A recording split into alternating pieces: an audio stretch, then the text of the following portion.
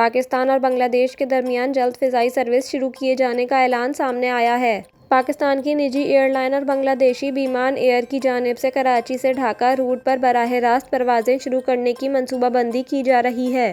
ذرائع کے مطابق اس سلسلے میں دونوں ملکوں نے آمادگی ظاہر کر دی ہے، جبکہ بنگلہ دیش کی سول ایویشن اتھارٹی نے اس سلسلے میں اجازت دے دی ہے۔ بنگلہ دیش کی شہری ہوابازی اور سیاحت کی وزارت کے ایڈیشنل سیکریٹری عبدالناصر خان نے کہا کہ انہیں پاکستان کی نجی ایئر لائن نے ڈھاکہ سے کراچی روٹ پر پروازوں کی تجویز دی، جسے منظور کر لیا گیا ہے اور پروازوں کے لیے ایئر لائن سے معاہدہ جلد متوقع ہے۔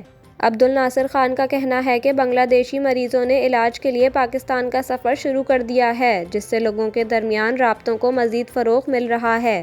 دونوں فریقین متعلقہ ایئر لائن کو جلد از جلد رابطے شروع کرنے کے لیے سہولت فراہم کرنے کے لیے کام کر رہے ہیں۔